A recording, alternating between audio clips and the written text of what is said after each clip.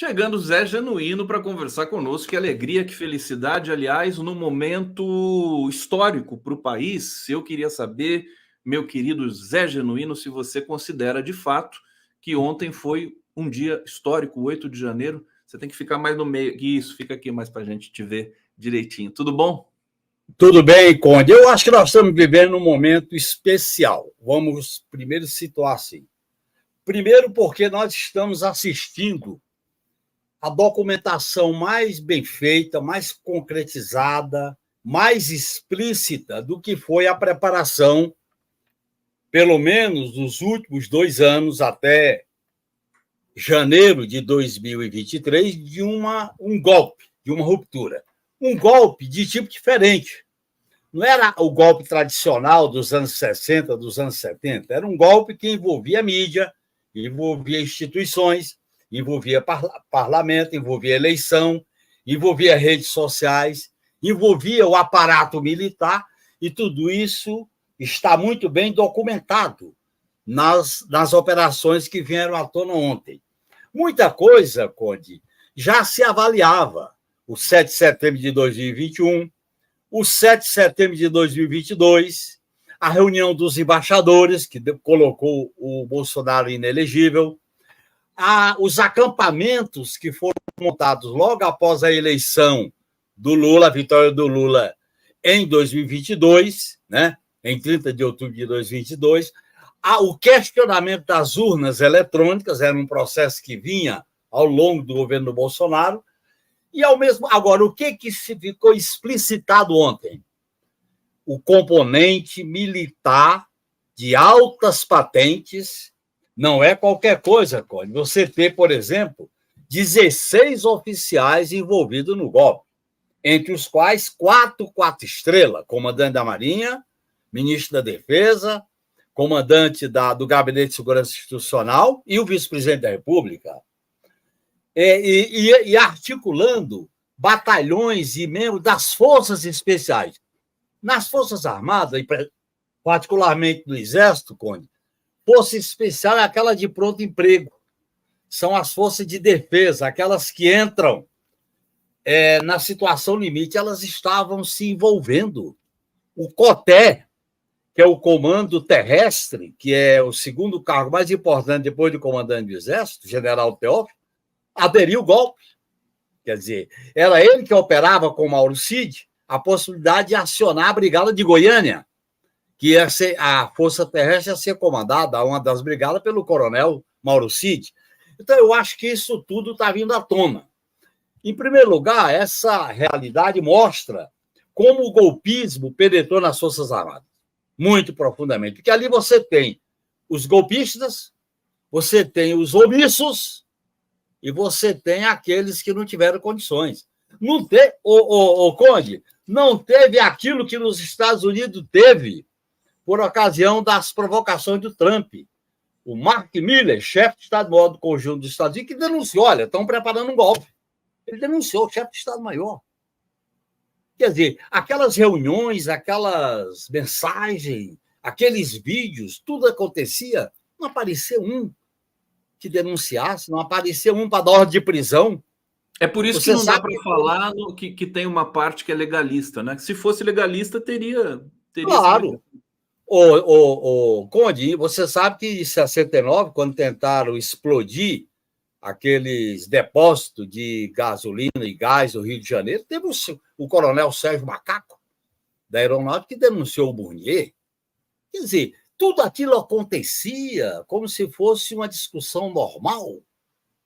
Os núcleos xingando militar, núcleos de fake news, núcleos de atuação no Congresso, núcleos...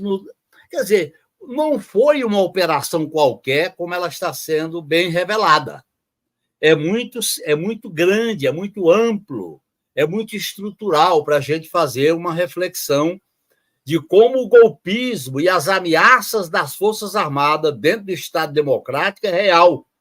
Não são um grupozinho de vândalos que apareceu, como na época do Juscelino, em Jacareacanga. Não é como aqueles que apareciam fazendo pronunciamento na década de 40. Não, olha, 4 estrelas, comandante da Marinha, comandante do COTÉ, comando terrestre.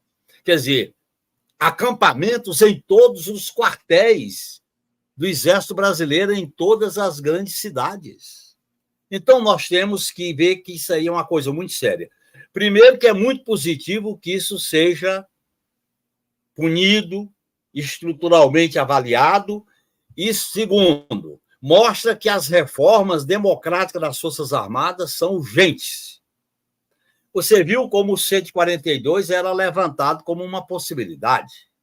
O 142 está aí, tem que ser mudado ou revogado. Você viu que havia, na maioria do pensamento das Forças Armadas, uma certa oposição ao Lula. Mesmo os legalistas e os omissos, não, é arriscado. Então, nós temos que analisar tudo isso, porque o golpe é uma grande vitória, o golpe ter sido derrotado. Mas o golpe foi derrotado porque havia divisão da classe dominante, havia uma pressão popular, e o 1º de janeiro foi fundamental, o povo subir na rampa sem anistia.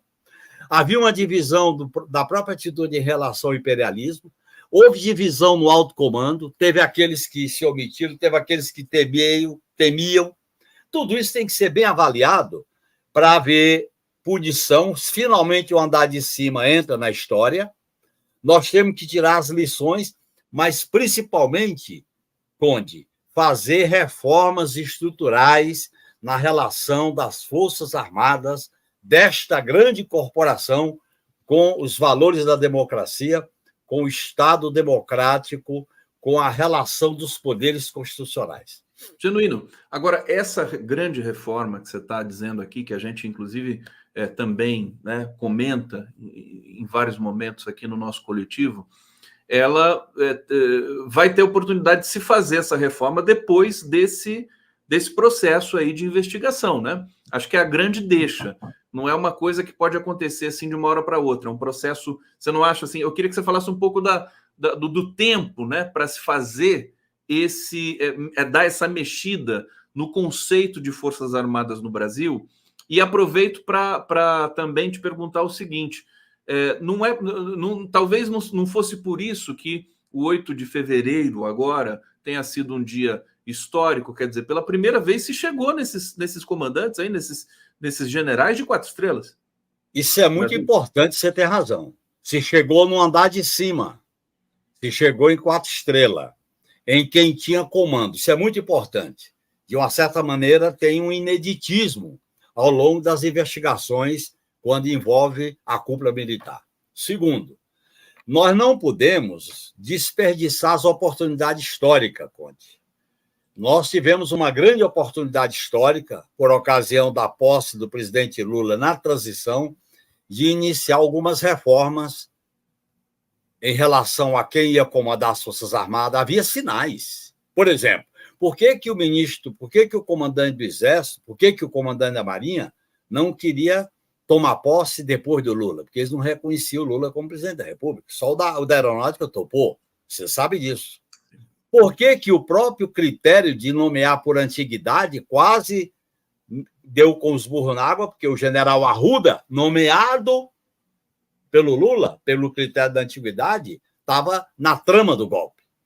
Então, eu acho que, primeira coisa, os comandantes, a nomeação de comandante das Forças Armadas é uma prerrogativa do presidente. E ele deve levar em conta valores constitucionais, respeito ao processo democrático, respeito à soberania popular, respeito à autoridade civil que emana da soberania popular. Isso é critério básico. Não é por ser de esquerda ou de direita, não. É respeito aos valores da ordem constitucional. Isso devia ter sido levado em conta. Segundo, ter um ministro da Defesa que fosse o representante do governo nas Forças Armadas, e não o contrário. Você sabe que eu sou crítico ao papel do ministro da Defesa desde a transição. Terceiro, mexer na área de inteligência, Conde, porque essas revelações que estão vindo à tona envolvem a ABIN. Por que havia orientação para a ABIN infiltrar gente nas campanhas eleitorais? Isso é grave. Infiltrar gente nas campanhas eleitorais dos adversários. Aparece nos relatórios. Havia toda uma preparação na área de inteligência em relação a esse episódio. O próprio 8 de janeiro revelou a fragilidade do que a gente tinha mudado no Gabinete de Segurança Institucional. o general G. Dias quase sobrou para ele. Então, olhem bem, essas questões todas têm que ser levadas em conta. Eu acho que a PEC da quarentena, que é muito importante, o governo tinha que ampliá-la para cargos políticos executivos, não apenas cargos eletivos, porque só está valendo para cargos eletivos. O militar vai para a reserva quando é eleito para cargos eletivos. Também tem que valer para cargos executivos. Tá certo? Segundo, eu acho que nós temos que fazer um debate sobre o artigo 142, porque veja como ele era discutido, e a decretação do artigo 142 era, vamos dizer assim, o mote para o golpe, porque vem o caos, decreta o artigo 142, a administração é militar. E a lucidez do Lula impediu isso que vinha como recomendação do ministro da Defesa. Olhe bem, o risco que nós corremos. E aí tem uma questão muito importante, Conde, que é o país, que forças armadas o Brasil quer? É forças armadas de espionagem? Forças armadas de acampamento? Forças armadas de provocações? Forças armadas que revelam aqueles relatos míopes, baixo nível, forças armadas que os generais brigam entre si, quem é bunda mole, quem não é bunda mole, quem é... Que forças armadas são essas, Conde? Então, nós temos que discutir que forças armadas nós queremos. É para uma política de defesa que defenda o Brasil diante das suas vulnerabilidades em relação a ataques externos. Forças armadas que tenham acesso à tecnologia de ponta sensível. Forças armadas que sejam dissuasórias, não essa ocupação como a gente viu acontecer na preparação do golpe. Tudo isso eu acho que é bom que venha à tona. Então, olha bem, eu acho que é importante a vitória do que está acontecendo. Há uma investigação séria feita pela Polícia Federal, com métodos adequados, não é a espetacularização. Tem uma autoridade do Supremo com muita competência, o ministro Alexandre de Moraes.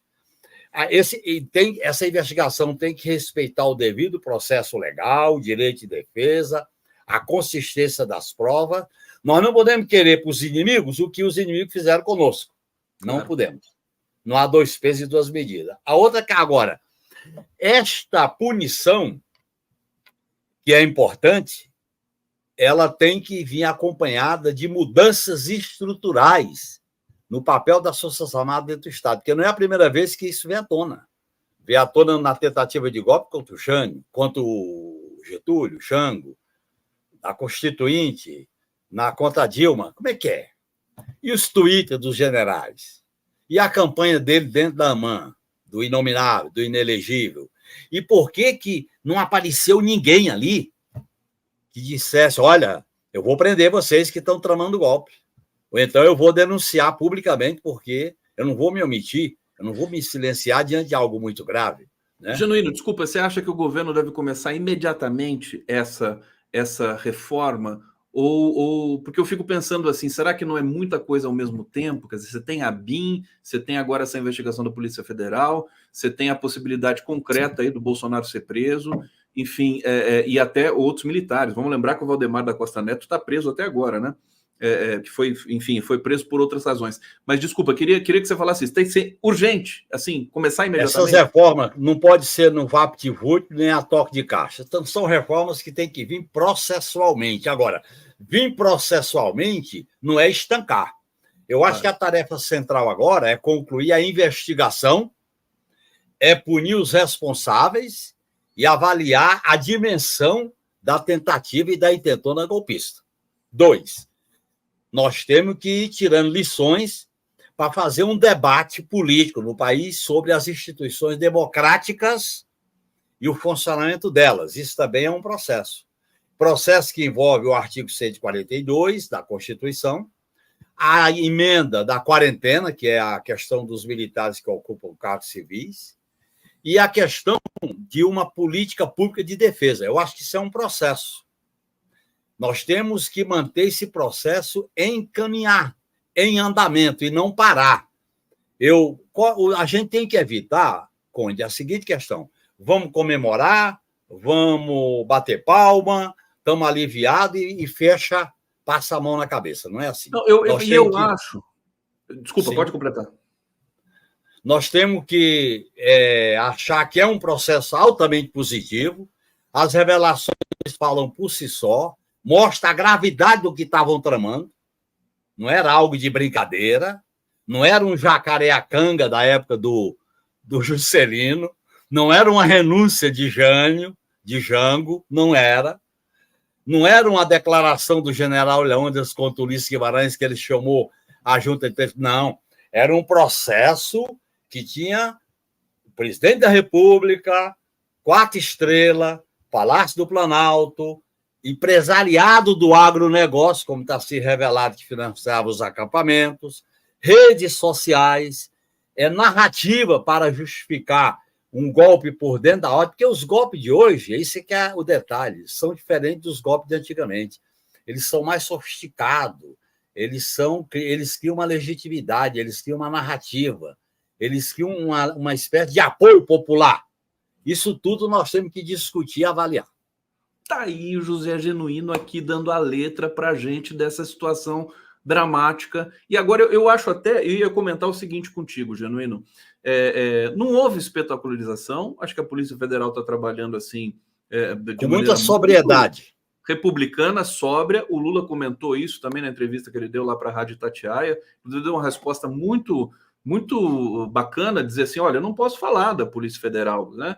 Isso aí eles têm que investigar e tem que chegar no resultado, dando, né, a expressão para a gente de que o governo, na verdade, não está se metendo diretamente nisso, né? A Polícia Federal está trabalhando, Ministério Público, Procuradoria-Geral da República, o Gonê, que parece que deu uma inflexão, deu uma mexida em tudo isso aí, e o STF.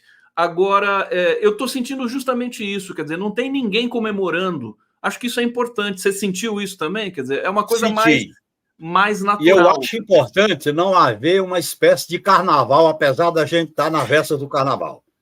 Nós não podemos ficar comemorando de maneira maniqueísta, não. Sim. É um processo do avanço da democracia no país, é um processo de provas consistentes.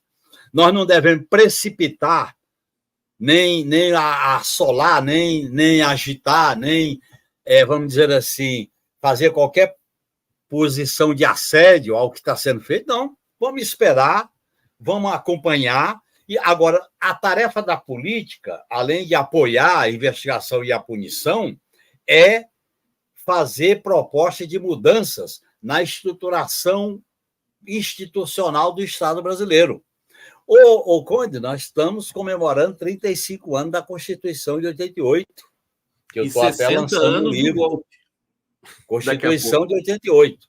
Segundo, essa Constituição é a mais longínqua, mais longeva. Nós temos que avaliar, Conde, que nós estamos diante de uma situação extremamente delicada com o golpe de 2016, que bagunçou as instituições. E nós estamos diante de uma ameaça grave. Então, a gente tem que acompanhar isso com muita atenção, com muita ousadia. Tá aí, você quer atender o telefone, Genuíno? Se for o Lula, eu deixo. Não? Ah lá, o Genuíno vai atender, então deixa eu assumir aqui um pouquinho, porque pode ser uma coisa importante, pode ser o Lula mesmo que está falando com ele. Olha, a gente está tendo um programa muito especial, ele voltou, vamos lá. Genuíno, peraí que eu cortei seu som. Genuíno, cortei seu som, liga seu microfone. Isso. Eu vou abrir o portão, porque uma pessoa vai tá entrando aqui. E eu volto em seguida, um minuto. Pode ir lá, tranquilo. Você está em casa, Genuíno. O Genuíno está em casa. Aqui, o 11 News, vocês estão em casa, tá certo? Todo mundo pode se mexer, pegar uma água e vamos lá. E a gente continua o nosso programa aqui, democrática e afetivamente. Olha só, eu vou até aproveitar o Fernando Bai, depois eu vou mostrar para o Genuíno de novo, viu, Fernando? Mas eu já coloco aqui, para não perder o ritmo, né? Genuíno, por falar em família Romanov, é exemplar. Tá falando aí da cena russa? É isso, o Fernando Baidão? Não tem a cultura que você tem, viu? O Emílio está dizendo aqui, Genuíno está certíssimo, eu vi no lançamento do livro do Manuel Domingos, o que fazer com o militar, ou com os militares, né?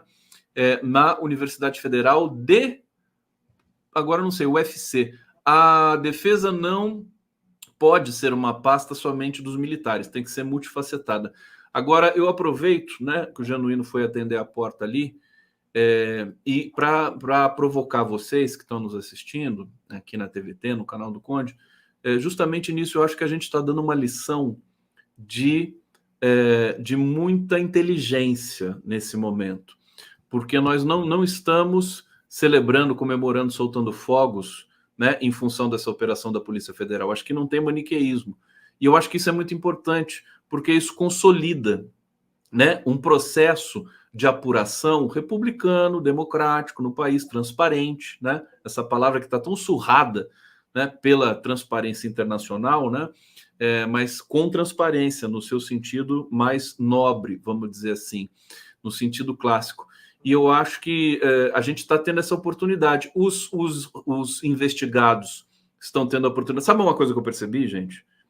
Ontem, acompanhando o noticiário, o advogado do Bolsonaro deu entrevista na CNN, e eu não me lembro de ter visto advogado do Lula, o Zanin, dando entrevista quando o Lula estava sendo perseguido. Eu estou falando aqui com o público, o Genuíno, o seguinte: ontem, o advogado do Bolsonaro deu entrevista para as redes de televisão. Quando o Lula estava sendo perseguido injustamente, de maneira absurda, eu não lembro do Zanin dando entrevista para a TV aberta. Não. Você tem uma diferença aí, né? Dois pesos e duas medidas. Aliás, a gente tem que ficar com o pé atrás com a TV aberta. O que ajuda o país é a comunicação alternativa de vocês, vários blogs. E o Genuíno é nossa inspiração aqui, porque ele continua desde um tempo para cá, né? Só dá entrevista para mídia independente. Você fez uma exceção lá em Quixeramobim, né? Mas lá em Quixeramobim, na prática, era a mídia alternativa da região, do sertão do Ceará. Era alternativa? Ô, Genuíno, deixa eu provocar você um pouquinho. Eu vou colocar um trechinho aqui da fala, né, abominável também, do Hamilton Mourão no Senado, e queria que você comentasse com a gente. Deixa eu só localizar aqui. Cadê a fala do Hamilton Mourão aqui no meu cardápio? Tá aqui, ó. Vamos ver um trechinho e o Genuíno comenta na sequência. Suposta ameaça ao Estado Democrático de Direito justifica tal devassa persecutória ao arrepio da lei. Não vivemos na União Soviética, não vivemos na China comunista, não vivemos em regimes totalitários. Ô, Genuíno, ele falou, como de costume, uma porção de besteira, mas e achei que ele está sozinho ali também, né? A oposição, ninguém saiu para defender o Bolsonaro. Agora, Conde, saiba que o Mourão chegou a 4 estrelas. Saiba que o Mourão foi comandante do Sudeste, no Rio Grande do Sul, e ele defendeu o impeachment da Dilma e ele foi punido por causa disso. Saiba que o Mourão fez uma famosa declaração que o povo brasileiro era de raça inferior, porque era a mistura do índio, do negro e do ibérico. E veja que ele, mesmo com algumas divergências com o Bolsonaro, ele sempre defendeu a tutela militar. Parece que esse pronunciamento dele, ele fez uma inflexão, porque chamaram a atenção, olha, não pega bem isso aí e tal. Então, agora, ele não é uma pessoa qualquer, é um 4 estrelas que foi eleito senador e foi vice-presidente da República. Isso que eu chamo a atenção, Conde. Nós não estamos diante de um delegado de polícia, de um coronelzinho, de um capitãozinho, diante de um soldado. Não, são lideranças de cúpula. O Heleno foi comandante militar da Amazônia, Gabinete de Segurança Institucional. O Braga Neto foi interventor do Rio de Janeiro, chefe da Casa Civil e ministro da Defesa. O Paulo Sérgio Nóbrega foi comandante do Ministério da Defesa. O Teófilo foi comandante do COTÉ. Olha, as pessoas não estão se dando conta do COTÉ. O COTÉ é Comando Terrestre. É o cargo mais importante do Exército, porque é o que comanda as operações terrestres do Exército Brasileiro. Praticamente comanda todas as unidades. Olhem bem. E as forças especiais, Conde, os chamados kit preto. Força especial em qualquer exército do mundo é a tropa de elite. Essa tropa de elite foi contaminada. Que era o Mauro Cid? Primeiro de tudo, ele era ajudante de ordem, mas ele estava na linha de promoção. E ele, olha bem, a demissão do general Arruda, nomeado pelo Lula, que ele demitiu após o 8 de janeiro, é que ele não aceitou a punição contra o Mauro Cid. Eu acho que essas entranhas a gente tem que entender para imaginar como o golpismo penetrou nas Forças Armadas. E olha bem, Conde, depois da transição, depois da Constituinte, depois dos governos progressistas, depois de tudo que ocorreu. E, evidentemente, nós temos que ficar atento a uma outra questão.